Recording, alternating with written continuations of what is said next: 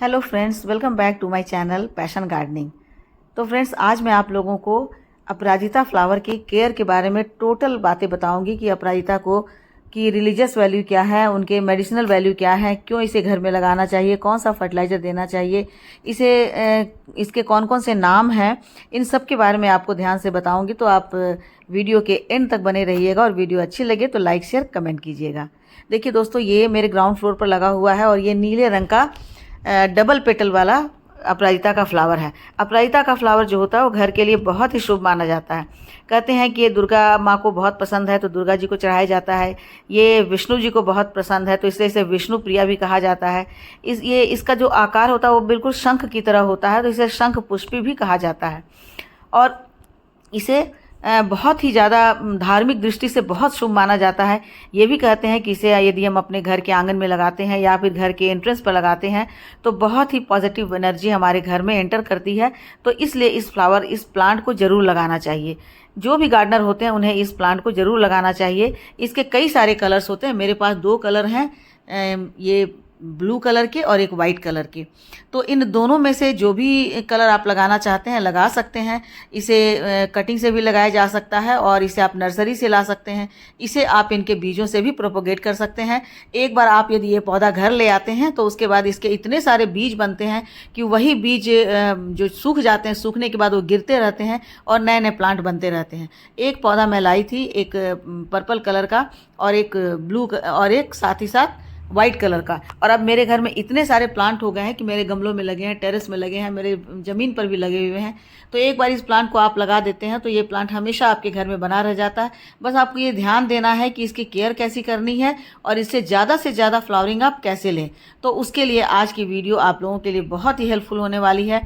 किस तरह का फर्टिलाइज़र डालें, गर्मी में हम इसे कैसा फर्टिलाइज़र दें कि ये बहुत अच्छे से फ्लावरिंग करे। तो चलिए वीडियो को स्टार्ट करते हैं। तो सबसे पहले ये जान लीजिए कि इसे लगाना कहाँ है। तो इसे आप अपने घर के आंगन में लगा सकते हैं, घर के एंट्रेंस में लगा सकते हैं और आप इसे टेरेस पर भी लगा सकते हैं, क्योंकि ये दुर्गा जी को बहुत पसंद है और साथ ही साथ विष्णु जी को भी बहुत ही पसंद है तो इसे लगाना अच्छा माना जाता है।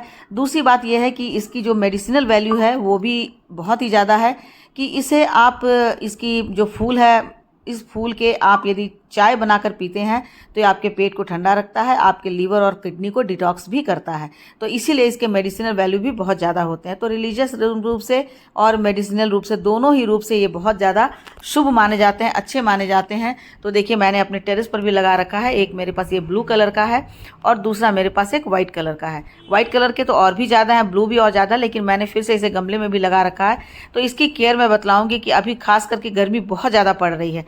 ऐसी गर्मी में हम अपने प्लांट को किस तरह का फर्टिलाइज़र दें कि लगातार उसमें फ्लावरिंग होती रहे।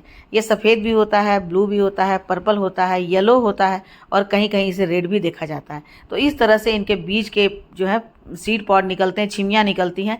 इन्हीं से आप इन्हें प्रोपोगेट कर सकते हैं। तो देखिए, हमारे पास ये जो प्लांट है ये 1 साल पुराना प्लांट है। तो इसे मैं बहुत ज़्यादा बढ़ने नहीं देती हूँ, मैं थोड़ा सा घना ही रखती हूँ। वैसे ये जो है वाइन होते हैं, आप यदि इसे ऐसी जगह पर लगा देते हैं जहाँ पर इन्हें कोई सहारा मिल जाता है तो ये ऊपर की तरफ बहुत तेज़ी से बढ़ते हैं और इसे लगाने के 1 महीने के अंदर अंदर इसमें फ्लावरिंग स्टार्ट हो जाती है। सबसे बड़ी इसमें यही खूबी है।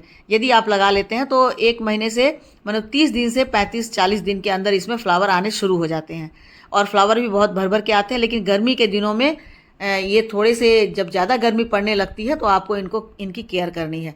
वैसे तो फरवरी से लेकर के अगस्त तक लगातार इनकी बहुत अच्छी फ्लावरिंग होती है, विंटर में थोड़ी डॉर्मेंट हो जाते हैं। तो हमें ये ध्यान देना है कि गर्मी के दिनों में हम कैसे इनसे इतने ज़्यादा फ्लावर लाएँ। तो उसके लिए मैं आपको केयर टिप बता रही हूँ, क्योंकि जो भी फर्टिलाइज़र होता है वो ऐसा फर्टिलाइज़र होना चाहिए जो इन्हें थोड़ा सा ठंडक भी मिले इससे, और साथ ही साथ उनमें वह सारी न्यूट्रिएंट हो जो इसके खिलने के लिए इन्हें प्रेरित करे। तो ये चूँकि बहुत ज़्यादा इसमें फ्लावरिंग होते हैं तो ये हेवी फीडर फर्टिलाइज़र है। इसमें आपको हर 15 दिन में आपको लिक्विड फर्टिलाइज़र गर्मी के दिनों में देना होगा। वैसे तो विंटर जब आते हैं तो उस समय आपको फर्टिलाइज़र नहीं देना है, लेकिन जब ज़्यादा गर्मी पड़ जाते हैं, गर्मी से पहले आप फरवरी मार्च में इन्हें सॉलिड फर्टिलाइज़र दे सकते हैं, जैसे वर्मी कंपोस्ट है, काऊ डंग कंपोस्ट है। लेकिन जब गर्मी आ जाते हैं तो वैसे में सजेस्ट करते हैं कि आपको इन्हें लिक्विड फर्टिलाइज़र ही देना है। तो सबसे पहले देखिए, इसकी मिट्टी बहुत ही एसिडिक होनी चाहिए, क्योंकि ये फ्लावरिंग प्लांट है। तो इसमें आप घर में यूज्ड चाय पत्ती को दे देते हैं तो इससे इनकी जो एनर्जी है इन्हें मिल जाता है और ये बहुत तेज़ी से ग्रोथ करते हैं। तो थोड़ी सी कोई भी चाय की पत्ती हो, एक मुट्ठी आप इनकी जड़ों पर डाल दें और इनकी मिट्टी की अच्छी से गुड़ाई कर दें। अच्छी से गुड़ाई कर देने पर के बाद देखिएगा कि प्लांट जो है बहुत अच्छे से ग्रोथ करते। देखिए मेरा प्लांट कितने अच्छे से ग्रोथ कर रहा है और इसमें बहुत ज़्यादा फ्लावरिंग हो रही है। तो जब हमने नया प्लांट ये लगाया, इसे मैंने रिपोर्ट किया और रिपोर्ट करने के बाद इसकी देखभाल के लिए भी मैं आपको बताना चाहती हूँ कि यदि आपके पास कोई नया प्लांट हो तो आप अभी भी रिपोर्ट कर सकते हैं। बस रिपोर्ट करते समय इनकी मिट्टी में आपको क्या डालना है, कैसी मिट्टी बनानी है, तो सबसे पहले ये देखना है कि 40% गार्डन सॉयल हो और उसमें 20% वर्मी कंपोस्ट या फिर रेत। ये इसमें देखिए इस समय आप कोई भी अदर फर्टिलाइज़र मत डालिए। ये देखिए पोटास है, पोटास आप नहीं डालिए। सरसों की खली भी आप मत डालिए, इसमें आप वर्मी कंपोस्ट मत डालिए गर्मी के दिनों में, और ना ही गोबर की खाद डालिए। तो आज मैं जिस फर्टिलाइज़र के बारे में आपको बतलाने जा रही हूँ वो ऐसा फर्टिलाइज़र है जिसमें हर तरह के न्यूट्रिएंट पाए जाते हैं।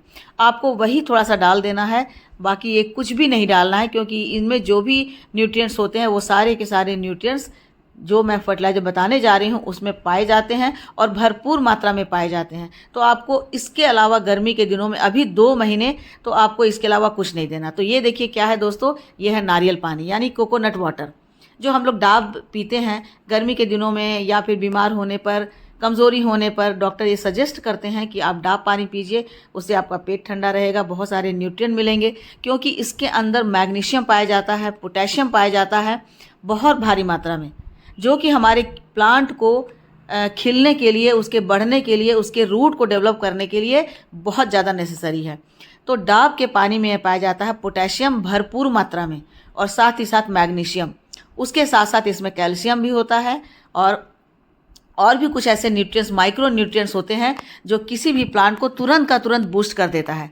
क्योंकि हम मनुष्य जो होते हैं जितने तरह के हमें न्यूट्रिएंट्स हमें अपने शरीर के लिए, अपने हेल्थ के लिए लेना है, तो हमें हमारे प्लांट को भी वैसे ही न्यूट्रिएंट्स चाहिए।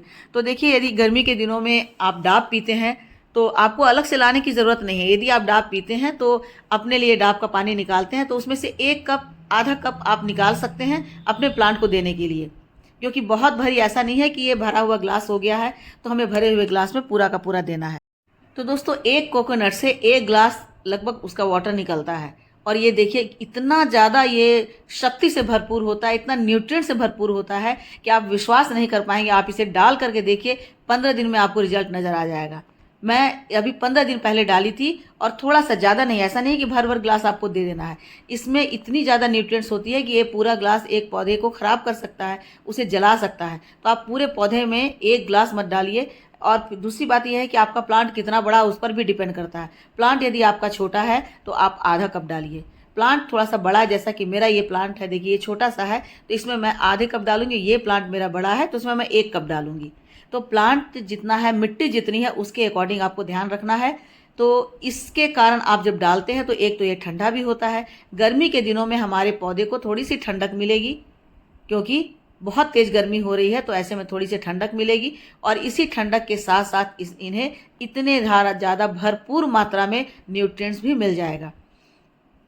बस आपको ध्यान रखना है कि जब भी आपको ये लिक्विड डालना है तो उसके पहले मिट्टी गीली होनी चाहिए।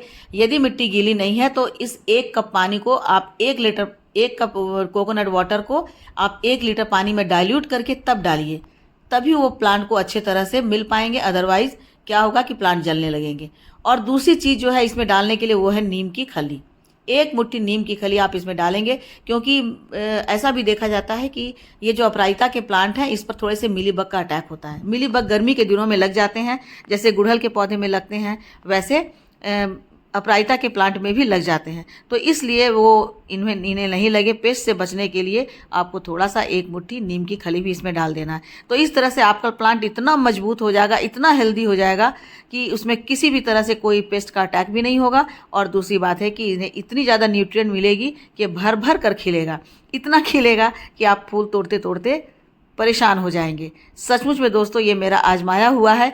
मैं अक्सर ऐसा करती हूँ, जब भी मेरे पास आता है तो मैं जब भी ये नारियल पानी पीती हूँ उसमें से 1 कप, आधा कप मैं प्लांट में डाल देती हूँ। और देखिए मेरे प्लांट कितने हेल्दी हैं और कितने अच्छे से इनकी ग्रोथ हो रही है।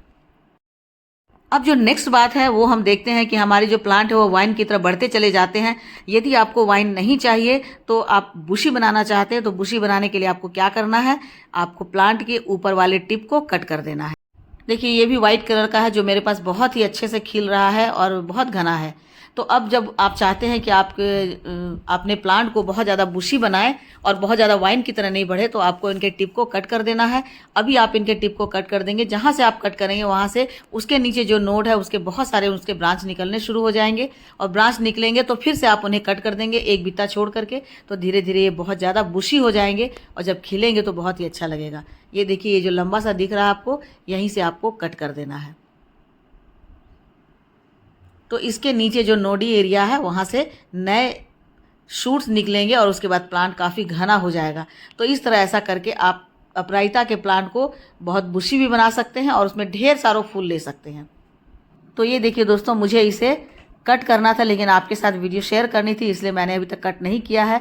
तो जब तक आपके छोटे से प्लांट 2 बित्ता के यानी कि 12 इंच का नहीं हो जाए तब तक आप उसे कट मत कीजिए। 12 इंच के होने के बाद ही आपको इसे कट करना है, तभी वो आगे बढ़ेंगे और थोड़े से घने, जल्दी घने हो जाएंगे। तो ठीक है दोस्तों, बहुत सारी बातें मैंने बता दी और वीडियो देखने के लिए आपका बहुत बहुत थैंक्स।